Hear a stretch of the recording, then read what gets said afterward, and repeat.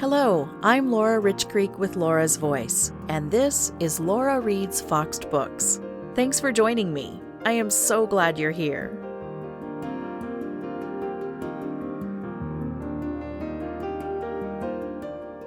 We are ready for Chapter 10, which is one of the longest chapters, next week's Chapter 11 being the longest.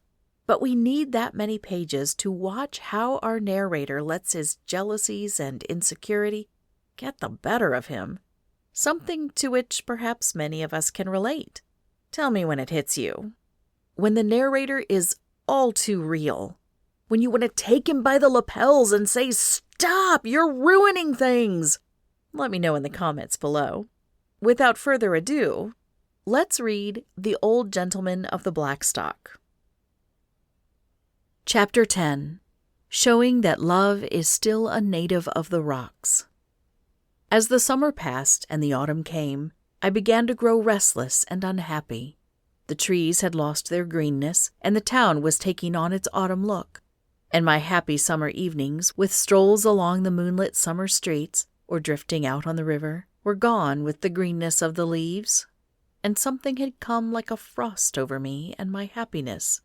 I could not tell just what it was, unless it were the frequent visits to town of a young man named Goodrich, who lived in another state and a larger city. I had met Mr. Goodrich once or twice in the early summer, and had thought nothing of him, not as much as I thought of several others who used to sit on Mrs. Davis's front porch on Witch and Cheat, and interfere with my enjoyment there.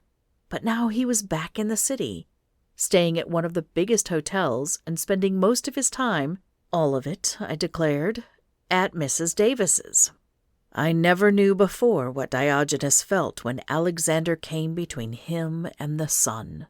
I met this Alexander every time I went there, and though I do not think I would ever have been base enough to murder him, I would cheerfully have seized and dropped him into some far-off dungeon to pass the rest of his natural life in painful and unremitted solitude. My hostility to him was not at all tempered by the fact that he was very good-looking, had good manners, and was reported to be exceedingly rich, nor even by the further fact that Miss Dale was going off somewhere to teach that year, her scholastic term beginning a month or two later than usual, on account of the absence in Europe of the lady who had engaged her. I gave myself so many airs about Mr. Goodrich's continued business, for such was the cause assigned for his protracted stay among us, and made myself so generally disagreeable, a faculty which I possess in a high degree of development on occasion, that finally Miss Dale, on some exceptional outbreak, gave me clearly to understand that she would put up with no more of my arrogance, and sent me about my business. The exact cause of our rupture was as follows. I had for some time, whenever I called on Miss Dale, either found Mr. Goodrich settled comfortably in the little veranda, planted like a tree, I termed it, or soon after I had taken my post, he appeared with the regularity of a sidereal body. I would not have admitted that I was jealous of him to save his life, and in my present frame of mind hardly to save my own. But jealous! I was jealous of the wind for toying with her hair, and of the sun for bathing her in its light. Naturally, as I know now, perversely as I thought then, certain members of Miss Dale's family threw no obstacles in Mr. Goodrich's way. I asserted that they brazenly pursued him, and I always sat lance and rest for them, a course which came near being my undoing. Heaven, however, after some chastening, was good to me. My rival, like most young men, was full of himself. He had traveled, and he loved to talk about his experiences, and was not unappreciative of his possessions.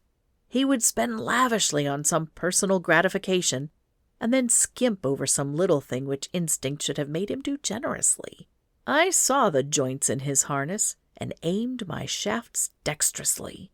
I viewed with inward rage his deliberate investment of what I now deemed my especial prize, but I treated him outwardly with malignant courtesy. I avow this deceitfulness now, because I found him afterwards a good fellow. It was only occasionally that I treated myself to the luxury of a direct thrust. One evening, one of the members of Miss Dale's household, who I thought espoused my rival's side too warmly, and was too much given to talking of him in Miss Dale's presence, was telling of his experience with London tailors. Mr. Goodrich had, according to this faithful historian, had some clothes made in London during his last visit there, which had fitted him perfectly there, but on his arrival here, strange to relate, he had unaccountably found them too small for him. The lady could not account for it. I, whose excursions had hardly been ever more than from the blue bed to the brown, using another's wit, hazarded the conjecture that possibly Mr. Goodrich was not as big a man in London as he appeared to be here. This, after a moment, served to change the subject. I was not, however, always as happy as this. In love, as in diplomacy, a blunder is sometimes worse than a crime. I had committed the grave blunder of falling too deeply in love to act with judgment. Like the shepherd in Virgil, I had become acquainted with love and found him a native of the rocks. I was, in fact, much more deeply sunk in that tenacious soil than I was aware of, and all the while that I fancied I was angling for my young lady, she had me securely hooked on her silken line, and having wit enough to know it, amused herself with me to her heart's content.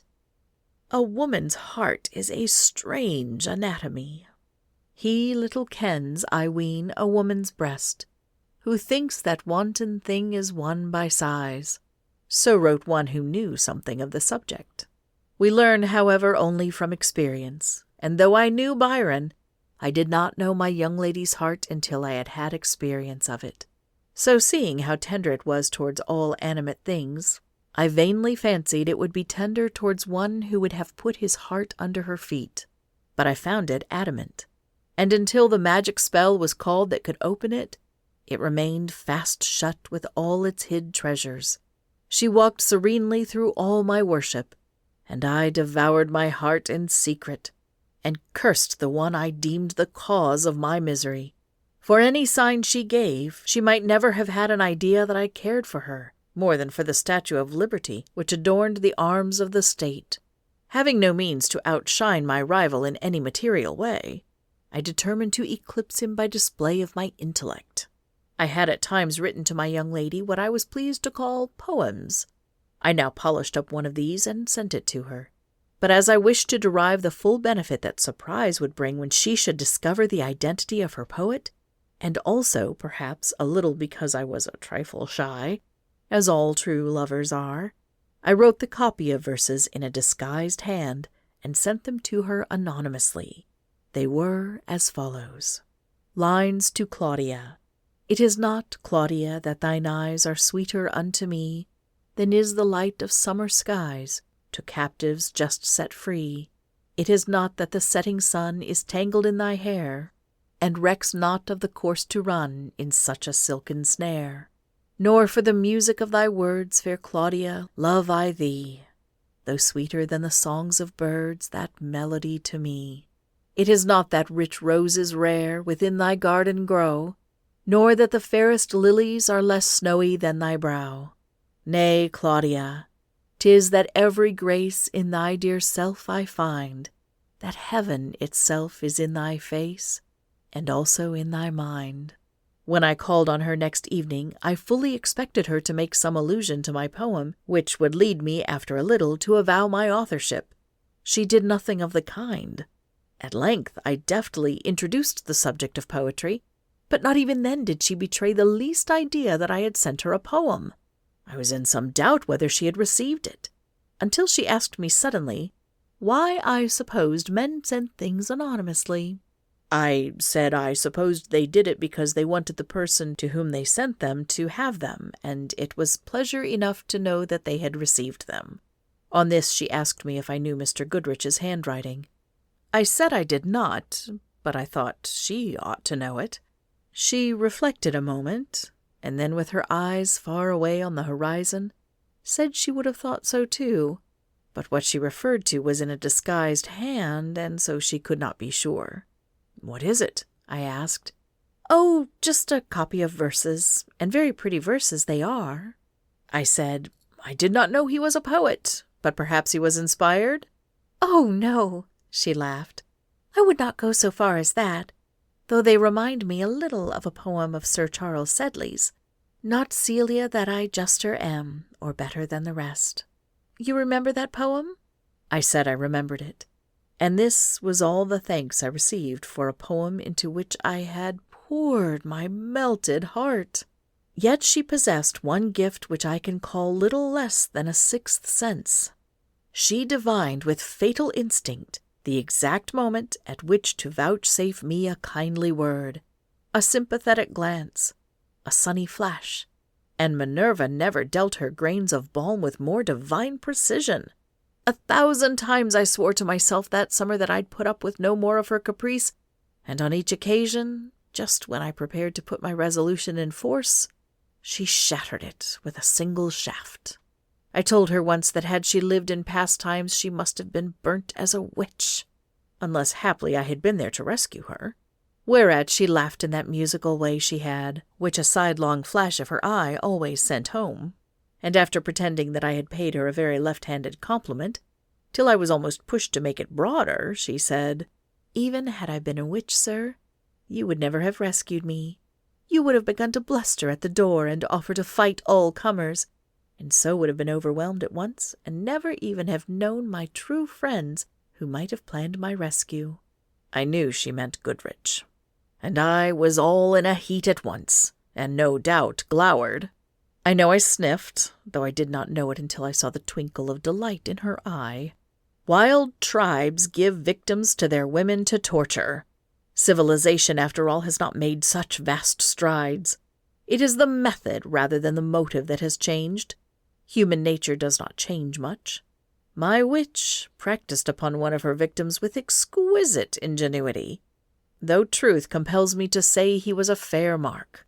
I fancied about this time that my favored rival was engaged successfully in planning the witch's rescue, and I was in what might be termed a state of mind. He was always on hand. I began to give myself airs, which no doubt were mighty amusing to my young lady, till they touched her nearly. At length I became quite intolerable, having failed all through the harvest moon, that amber moon which makes more harvests than those gleaned in the fields of corn, to secure even a moment of her undivided company. I grew at first morose, then actually savage, and on the first opportunity I had, took my lady to task, brought her to book. It was a moonlit night, just such a night as that must have been in which young Lorenzo and pretty Jessica, in the Belmont glades, tried to outnight each other with all the classic tales of lovers' histories they could recall, from Troilus down, making the final poem on moonlight for all time. The moon, as on that night, shone bright. The sweet wind did gently kiss the trees, and they did make no noise. And as I walked beneath the moon-bathed, wind-kissed trees toward the spot where my Jessica waited, my soul was filled with love for her, and I vowed, if heaven vouchsafed me the chance, that very night, to swear I loved her well and steel her soul with many vows of faith, and every one a true one. When I arrived, the coast was clear, and possibly there was hope that it might remain so. The other members of the family were not at home, and my hated rival, for that night at least, was out of the way, for he had been riding with Miss Jessica Dale that evening and had gone off. Jessica, in a white muslin, looked divine. As she took her seat at the darkened end of the balcony, she mentioned casually, in reply to some observation of mine at my unwonted good fortune, that Mr. Goodrich had left immediately after tea. "He has some very important business." Her air was that of possession. It was this air that inflamed me. "His business is doubtless very important." "Yes." She was so quiet that I took her silence for confusion, and grew more bold. Even then, had prudence but tipped reason a wink, I might have been saved. But finding the way so easy, my boldness became insolence, and I forgot myself and overstepped all bounds. I suddenly found that I had committed the fatal blunder of attacking my rival. I had driven her to defend him. This was bad enough, but I made it worse. 'Tis said that against stupidity the gods themselves are powerless. I demanded to know why Mr. Goodrich was always there. "Mr. Goodrich has business here," she said again, with a little lift of her head which I might well have heeded. "Important business, and he seems very successful in it." "Yes, I hope so." "Doubtless." A pause followed this, during which I gathered steam. She sat in silence in the dusk. I took it for conviction. I determined to fire one more shot to make sure of victory, and then I would be magnanimous. "It is not only the poor, but the rich we seem to have always with us." She rose without a word and walked slowly into the house. Had she moved rapidly, I might have hoped. I knew, however, as she passed in at the window, that my hopes were dead, slain by my own folly. I was ready to follow and seize her and offer amends, my life, my contritions, everything. But she gave me no time. She did not pause. She passed through the room and out of the door, and the next moment I saw her climbing the stairs slowly, but with the graduated motion of a piece of machinery. I sat for a moment and pondered, and then, with a revulsion at the empty chair and empty room behind me, rose and walked out of the gate and down the street. The sounds of jollity and of happy family life came to me from moon-bathed yards and shadowed verandas. Children flitted about, chasing each other with subdued laughter and with little cries of ecstasy. Young couples strolled by under the maples, their voices lowered to soft murmurings. How silver sweet sound lovers' tongues by night. I alone was in darkness. I only was alone. The world was happy, but for folly I was banished by my own folly. For me there was no world without Verona walls. As I passed by old Mr. Miles's house, the yard with its great trees lay bathed in the moonlight, but it was empty and silent. A dim light in one of the upstairs windows alone showed that the house was the habitation of life, but it appeared only to emphasize the loneliness. I wandered about the streets until the life all withdrew and vanished within doors, and only I was left. I even went back and traversed the street on which stood the little house where I had been so happy a few hours before. As I looked at it from the opposite side, it was dark and silent like all the rest. The chairs we had occupied were still on the balcony, but they were empty effigies of life. It was a strange feeling, as I thought how for blocks and blocks, covering miles in those sealed brick boxes, lay hushed and unconscious as in their tombs all the thousands who but a few hours before made the teeming city alive. I only was awake, unless it were some night prowler threading his way like a fox through tombs, some watchman keeping vigil like a watcher by the dead, some sick person tossing on a bed of languor. It suddenly made me feel closer to the ill and desolate than ever before. I seemed like a lonely sentinel on a solitary outpost guarding the slumbers of the world. The moon began to redden as it sank lower in the sky, and it disappeared in a long bank of cloud before it set. The morning broke, rainy and dismal. With the daylight, however, my spirit returned, and after breakfast I began to think there might be hope. I decided that I had been treated badly, and she must apologize. I waited all day for a note, but none came. Every step on my stair set my heart to beating, but there were no notes. About noon I decided that I would go a little further. I would give her an opportunity to apologize. So I was weak enough to go around to that part of the town, as if casually, on the chance of seeing her. I did see her, at a distance. She was driving with Goodrich. This gave me a revulsion. She was a heartless creature.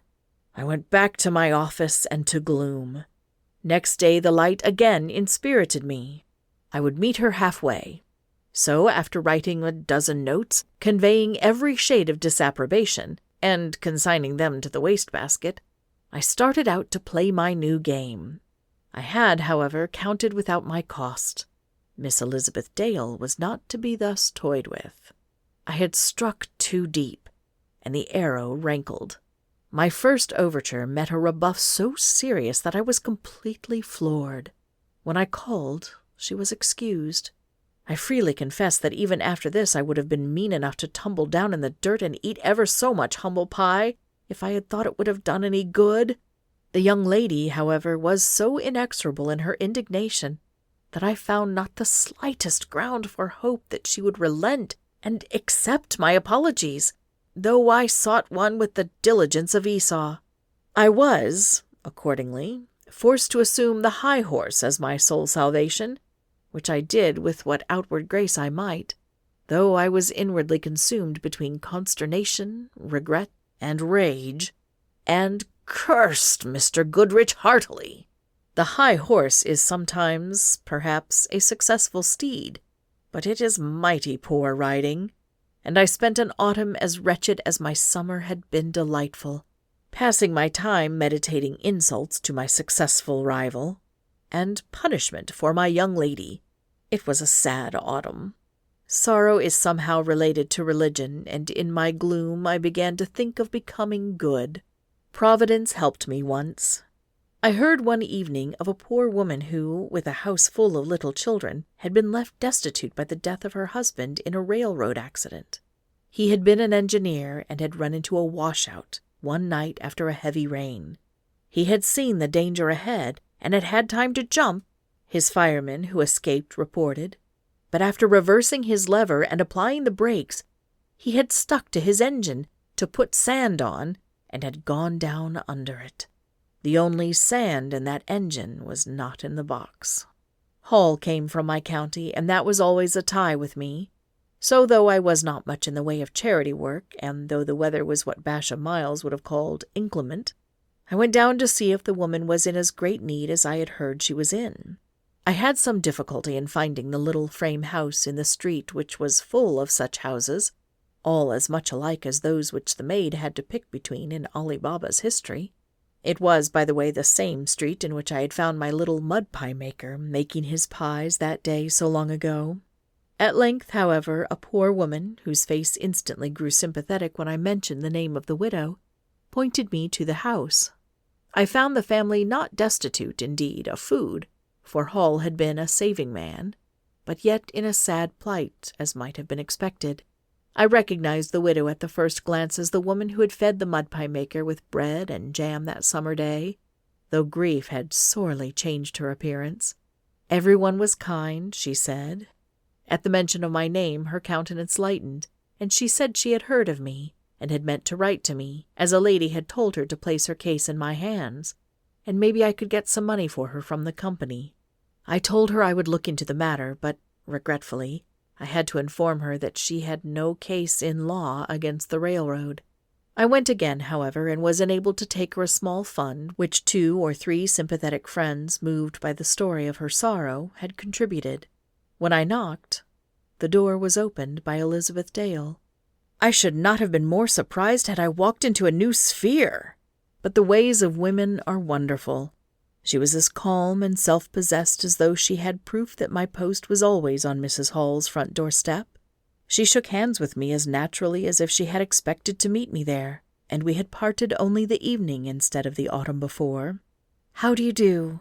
Then looking back into the dim little room behind her, "Mrs. Hall, here is a gentleman to see you. Can he come in?" I heard an affirmative answer, and she stepped aside. "Won't you walk in?" As I entered, she said, "I am glad Mrs. Hall has so good a friend," and before I could reply, she had passed out of the door and closed it behind her. I felt suddenly as if I were shut up in a cave. My visit was a hurried one. When I opened the door a minute later, I caught a glimpse of her at the top of the street, and just as I looked, she disappeared. She was walking rapidly. Mrs. Hall's praises of her cost me all the money I had in my pocket, and a night's sleep in the bargain. It was she who had recommended me as a lawyer. Though after that I obeyed the scriptural injunction and visited the widow and the fatherless more than once, and though Miss Dale visited them frequently, as I heard from her charges, yet I never met her there again. Truly, the ways of a woman are past finding out. End of Chapter 10.